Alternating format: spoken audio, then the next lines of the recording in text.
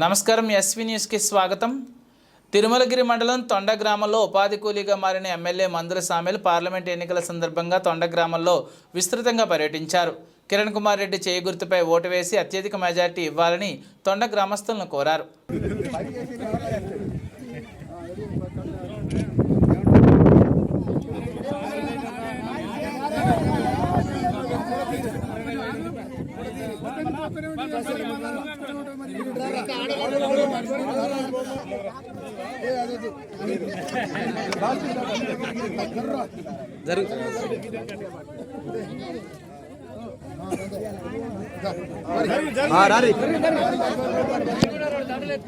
జరుగురమ్మా, మీరు జరగాలి.